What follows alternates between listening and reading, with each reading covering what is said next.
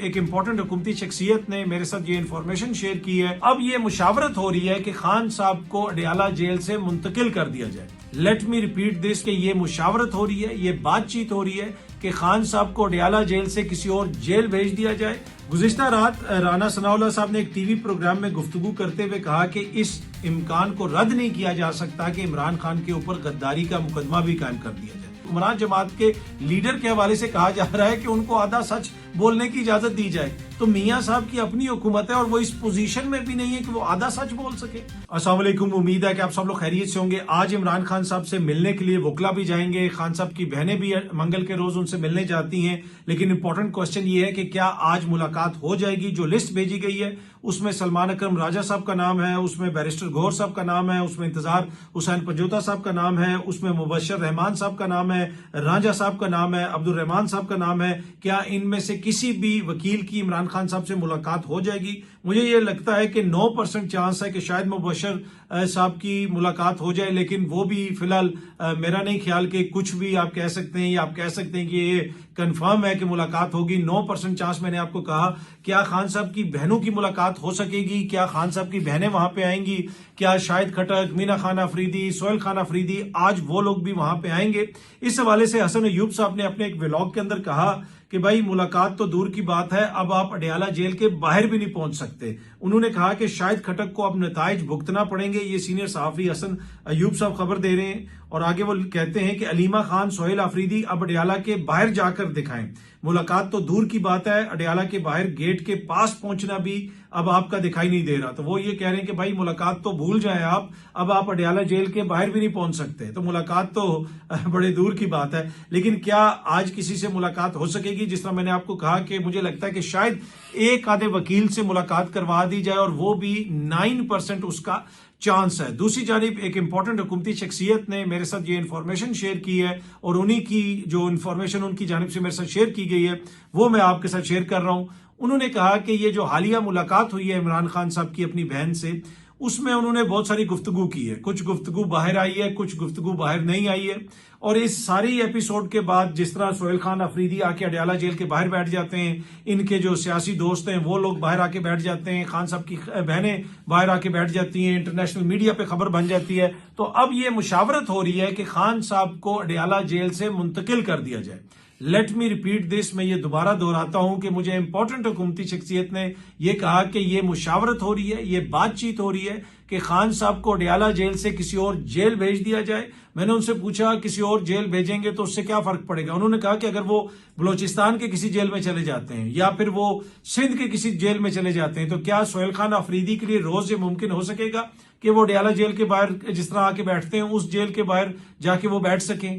تو یہ ایک امپورٹنٹ پوائنٹ ہے. تو اب دیکھنا یہ ہے کہ کیا حکومت اس کے اوپر عمل درآمد بھی کرتی ہے یا پھر صرف یہ بات چیت کی حد تک ہی محدود رہے گا.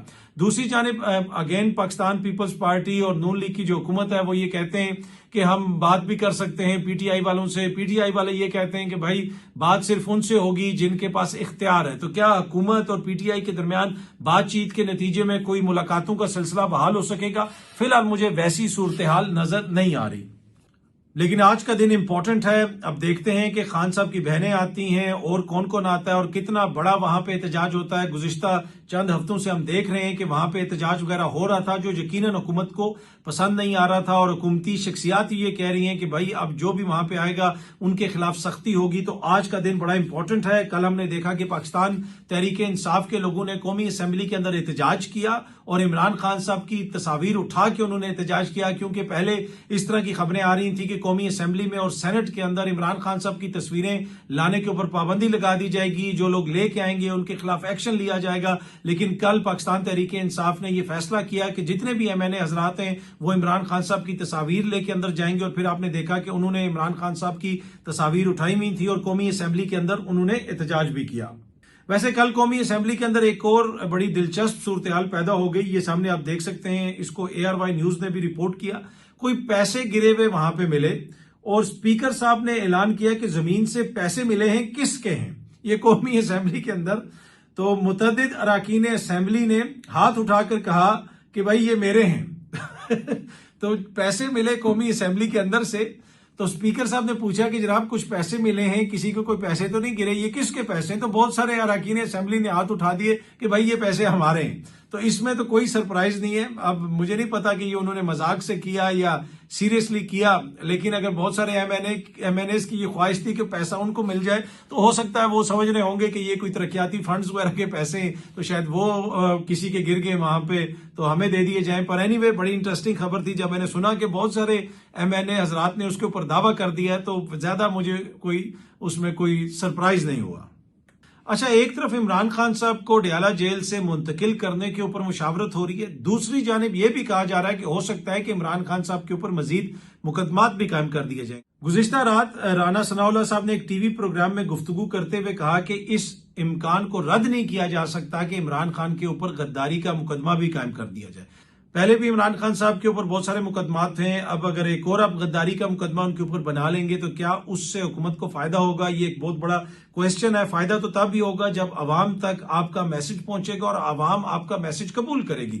گزشتہ رات میں دیکھ رہا تھا کہ کامران شاہد صاحب کے پروگرام میں میاں جاوید لطیف صاحب نے یہ کہا کہ نواز شریف صاحب کو آدھا سچ بولنے دیا جائے تو پھر اس قوم کو پتہ چلے گا کہ یہاں پہ حالات کیا ہے۔ نواز شریف صاحب بہت ساری باتیں کر سکتے ہیں، تو وہاں پہ مظہر عباس صاحب نے کہا کہ بھائی خدا کا خوف کریں، نواز شریف صاحب کو کس نے روکا ہوا ہے؟ وہ آدھا سچ چھوڑ کے پورا سچ بولیں، آپ کی حکومت ہے، کس نے پابندی لگائی ہوئی ہے؟ دنیا کی کس حکومت میں ہوتا ہے کہ حکمران جماعت کے لیڈر کے حوالے سے کہا جا رہا ہے کہ ان کو آدھا سچ بولنے کی اجازت دی جائے؟ تو میاں صاحب کی اپنی حکومت ہے اور وہ اس پوزیشن میں بھی نہیں ہے کہ وہ آدھا سچ بول سکے۔ بھائی آپ پورا سچ بولیں اور قوم کے سامنے چیزیں رکھیں اور اپنا بیانیہ بنائیں اور قوم کو اپنے پیچھے کھڑا کریں، تاکہ جو عمران خان صاحب کا ایک طرح سے ووٹ بینک ہے یا ایک طرح سے جو ان کی پاپولیرٹی ہے اس کو کم کیا جا سکے۔ لیکن ایشو یہ ہے کہ میاں صاحب کو کوئی آدھا سچ بھی نہیں بولنے دے رہا، یہ کتنا ظلم ہے۔ میرے خیال میں اس کے اوپر ہم سب کو جو ہے مذمت کرنی چاہیے، ایسا نہیں ہونا چاہیے جی۔ میاں صاحب کو آدھا سچ بولنے کی اجازت ہونی چاہیے۔ کیا اس وقت عمران خان کی حکومت ہے؟ کیا اس وقت پی ٹی آئی کی حکومت ہے؟ اگر شہباز شریف کی حکومت میں میاں صاحب آدھا سچ بھی نہیں بول سکتے تو بھائی پھر اگر کسی اور کی حکومت آ گئی تو پھر انہوں نے کتنا سچ بولنا ہے؟ تو بھائی کسی نے ان کو نہیں روکا ہوا۔ تو میاں جاوید لطیف صاحب کے اس مطالبے پہ وہاں پہ پینلسٹ بھی حیران ہو رہے تھے اور مظہر عباس صاحب سینئر صحافیوں کو کہہ رہے تھے بھائی ان کی اپنی حکومت ہے، وہ کیوں نہیں بولتے آدھا سچ، بولیں پورا سچ۔ اچھا، عابد شیر علی صاحب جو ہیں وہ منتخب ہو گئے ہیں بلا مقابلہ سینٹ کے ممبر۔ آپ کو پتا ہے کہ عرفان صدیقی صاحب کی وفات کے بعد وہ سیٹ خالی ہوئی تھی۔ سینئر صحافی ہیں زاہد گشکوری صاحب، انہوں نے سوشل میڈیا پہ ٹویٹر کے اوپر یہ خبر شیئر کی ہوئی تھی کہ اگر میاں نواز شریف چاہتے تو سینٹ کا ٹکٹ اپنے درینہ دوست سینیٹر عرفان صدیقی کے بیٹے کو بھی دے سکتے تھے۔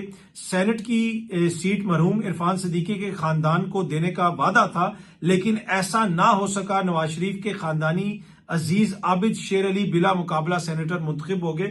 تو زاہد گشکوری صاحب یہ کہہ رہے ہیں کہ ان کے جو درینہ دوست تھے عرفان صدیقی صاحب، ان کے بیٹے کو نہیں مل سکا ٹکٹ، لیکن جو عزیز ہیں میاں صاحب کے یعنی رشتہ دار ہیں عابد شیر علی صاحب، ان کو ٹکٹ مل گیا اور وہ سینیٹر منتخب ہو گئے۔ اس کے اوپر نادیہ مرزا صاحبہ سینئر صحافی ہیں، اینکر پرسن ہیں، انہوں نے لکھا ہوا ہے، انہوں نے کوٹ ٹویٹ کیا اس کے اوپر، میری اطلاعات کے مطابق عرفان صدیقی کے بیٹے دوہری شہریت رکھتے ہیں جس کی وجہ سے یہ سینٹ کی سیٹ ان کو نہ مل سکی۔ تو وہ یہ کہہ رہی ہیں کہ ایسی بات نہیں ہے کہ ان سے وعدہ نہیں پورا کیا گیا، بلکہ مسئلہ یہ ہے کہ عرفان صدیقی صاحب کے بیٹے دوہری شہریت رکھتے ہیں، غیر ملکی شہریت رکھتے ہیں، اس وجہ سے وہ سینٹ کا الیکشن نہیں لڑ سکتے۔ اگر آپ کے پاس غیر ملکی شہریت ہو تو پھر آپ کو اپنی غیر ملکی شہریت واپس کرنی پڑتی ہے اگر آپ الیکشن لڑنا چاہتے ہیں۔ تو اس یہ جو ساری خبر وغیرہ شیئر کی جا رہی تھی، یہاں پہ پھر آ کے فواد چودھری صاحب نے ایک کامنٹ کیا، انہوں نے لکھا کہ and Irfan Siddiqui son refuse to abandon citizenship for senate seat. تو انہوں نے کہا کہ دیکھیں پھر عرفان صدیقی صاحب کے بیٹے نے اپنی غیر ملکی شہریت چھوڑنے سے انکار کر دیا ہے۔ اس نے یہ کہا کہ بھائی میں سینٹ کی سیٹ کے لیے اپنی غیر ملکی شہریت کو نہیں چھوڑتا۔ جو اگر یہ جو خبر دی جا رہی ہے اگر یہ درست ہے تو اس کے مطابق تو غیر ملکی شہریت کو انہوں نے ترجیح دی ہے سینٹ کی سیٹ کے اوپر، اور اس سے آپ اندازہ لگا سکتے ہیں کہ وہ ان کا کتنا اعتماد ہے اس سسٹم کے اوپر۔ آگے لکھا فواد چودھری صاحب نے، shows his confidence on the P M L N leadership. Irfan Siddiqui sahib سب کو غداری کے سرٹیفکیٹ دیتے دنیا سے چلے گئے اور بیٹے کا ملک پر کمال کانفیڈنس۔ تو انہوں نے کہا کہ بھائی یہ ان کا کانفیڈنس ہے ان کے بیٹے کا اس ملک کے اوپر، اپنی لیڈرشپ کے اوپر، اس نظام کے اوپر، کہ وہ سینٹ کی سیٹ کے لیے بھی غیر ملکی شہریت چھوڑنے کے لیے تیار نہیں ہے اگر یہ سٹوری سچی ہے جس طرح نادیہ مرزا صاحبہ نے رپورٹ کی ہے اور جس طرح زاہد گشکوری صاحب نے رپورٹ کی ہے۔ تو یہ ایک بڑا انٹرسٹنگ کامنٹ تھا چودھری صاحب کا کہ بھائی اس نظام کے اوپر حکمران اشرافیہ کے اپنے بچوں کا کتنا اعتماد ہے، اس کا اندازہ آپ اس چیز سے لگا سکتے ہیں کہ وہ غیر ملکی شہریت چھوڑنے کے لیے تیار نہیں ہے سینٹ کی سیٹ کے لیے۔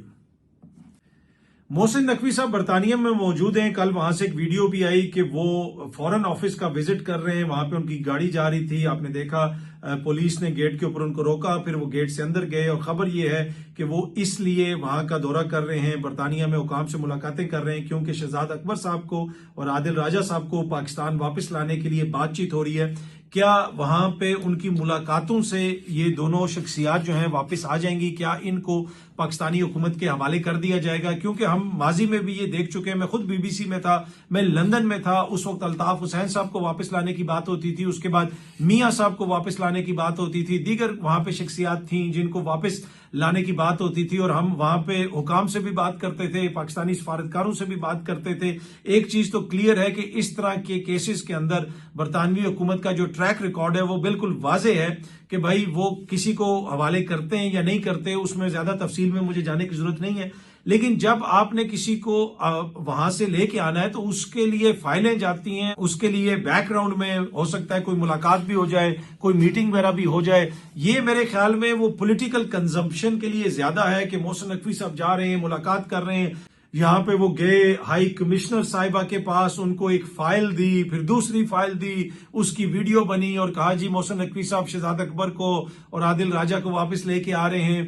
پھر اب دوبارہ وہ لندن گئے ہوئے ہیں اور وہاں پہ وہ ملاقاتیں کر رہے ہیں۔ ماضی کے اندر بھی یہ ساری چیزیں ہم دیکھتے رہے، بلکہ میں نے آپ کے ساتھ اپنی سٹوری بھی شیئر کی تھی جو میں نے BBC کے لیے کی تھی کہ بڑا سخت پیغام اس دور میں بھی دیا گیا کہ الطاف حسین کو ہمارے حوالے کیا جائے، لیکن ویسا نہیں ہو سکا۔ اور اب بھی مجھے یہی لگتا ہے کہ یہ جو حوالگی والا معاملہ ہے یہ اتنا آسان نہیں ہوگا، کیونکہ اگر ان کو ایکسٹراڈائٹ کرنے کی بات بھی ہوتی ہے، معاملہ چلتا ہے، تو پھر معاملہ وہاں پہ عدالت میں جائے گا اور عدالت کے اندر بہت ساری چیزیں آپ کو پیش کرنی پڑیں گی، ایون پھر آپ کو گارنٹیز بھی دینا پڑتی ہیں۔ ایک بڑی انٹرسٹنگ خبر میں آپ سے شیئر کر لوں، جارڈن سے تعلق رکھنے والی ایک شخصیت برطانیہ میں تھی، اس کے اوپر یہ الزام ثابت ہو گیا کہ دہشت گرد تنظیموں کے ساتھ ان کا تعلق ہے، اور دنیا بھر میں جو دہشت گردی ہو رہی ہے، جو نیٹ ورک ہے، اس سے ان کا تعلق ہے۔ ابو قتادہ ان کو کہتے تھے، ان کو برطانوی حکومت نے پکڑ لیا، بیل مارش کے اندر بند کر دیا جو ہائی سیکیورٹی پریزن ہے، اور جارڈن کی حکومت، اردن کی حکومت ان کی حوالگی کا مطالبہ کر رہی تھی۔ برطانوی حکومت کی خواہش تھی کہ جلدی ہی جلدی اس کو یہاں سے بھیجا جائے، کیونکہ یہ برطانوی شہری نہیں ہے،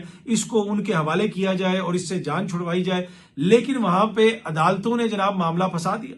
انہوں نے کہا پہلے گارنٹی دو کہ اس کے اوپر وہاں پہ تشدد نہیں ہوگا، وہاں کا نظام کیسا ہے، وہاں پہ یہ ہے وہ۔ بڑا عرصہ وہ کیس چلتا رہا اور حکومت کو بڑی مصیبت پڑی رہی۔ تو اب جس طرح کے حالات ہیں پاکستان کے اندر، آپ نے دیکھا کہ تیفی بٹ صاحب کو باہر سے لایا گیا، پھر ان کے ساتھیوں کو پتہ نہیں کیا سوجی کہ ان کے ساتھیوں نے حملہ کر دیا، اور پھر اس انکاؤنٹر کے اندر جو ان کے ساتھیوں کی وجہ سے ہوا اور ان کے ساتھیوں نے حملہ کیا اور تیفی بٹ صاحب مارے گئے، اور پھر انٹرپولس کے ذریعے ان کو لایا گیا تھا، پھر انٹرپول تک بھی یہ بات پہنچی، دیگر جگہوں پہ یہ رپورٹ ہوئی، انٹرنیشنل سطح پہ یہ چیز رپورٹ ہوئی۔ تو ایسے حالات میں کیا کسی کو بھی پاکستانی حکام کے حوالے کیا جائے گا، وہ مجھے تھوڑا سا مشکل لگتا ہے، اسپیشلی برطانیہ سے نوئنگ وہاں کا جو ٹریک ریکارڈ ہے۔ باقی محسن نقوی صاحب آپ کو پتا ہے وہ اپنی محنت کر رہے ہیں، اور وہ وہاں پہ بھی ادھر بھی جا کے ان کی ویڈیو شیڈیو بن رہی ہے اور ویڈیوز آ رہی ہیں، اور بتایا جا رہا ہے کہ گاڑی اندر جا رہی ہے۔ کچھ لوگ، کچھ صحافی رپورٹ کر رہے ہیں کہ فورن آفس میں انہوں نے وزٹ کر لیا۔ ویسے یہ معاملہ فورن آفس کے انڈر نہیں آتا،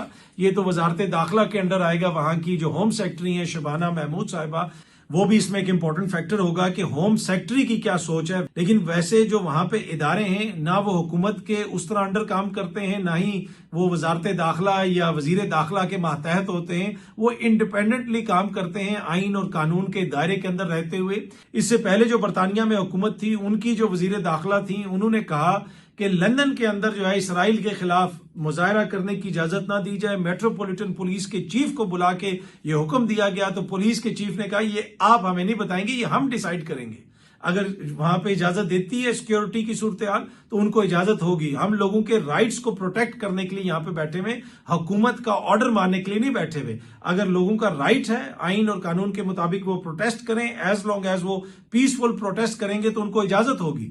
تو وہ حکومت بڑا اوپر نیچے اچھلتی رہی, لیکن پولیس نے کہا کہ بھائی ان کو اجازت ہے, ہم ان کو ساتھ ان کو ایسکورٹ کریں گے, یعنی ان کو سیکیورٹی دیں گے اور میک شور کریں گے کہ وہاں پہ کوئی بھی قانون کی خلاف ورزی نہ کرے, چاہے اس کا تعلق مظاہرہ کرنے والوں سے ہو یا کسی اور جماعت سے ہو.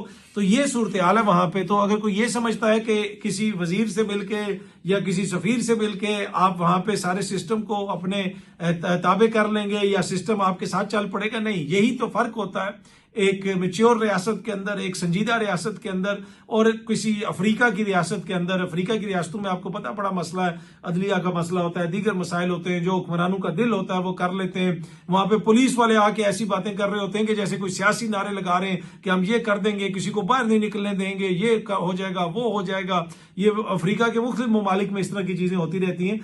لکیلی پاکستان ایک ڈیموکریسی ہے اور برطانیہ کی طرز پہ ہی پاکستانی ڈیموکریسی قائم ہوئی ہوئی ہے. یہاں پہ بھی پارلیمانی جمہوریت ہے, تو یقیناً ہمارا نظام بھی اس سسٹم کو سمجھتا ہے. آپ دیکھتے ہیں جناب محسن نقوی صاحب کو اس پہ کتنی کامیابی ملتی ہے, لیکن جو پچھلا ٹریک ریکارڈ ہے وہ میں نے آپ کے ساتھ شیئر کر دیا. بہت جلدی آپ سب دوستوں سے دوبارہ ملاقات ہوگی. Thank you very much.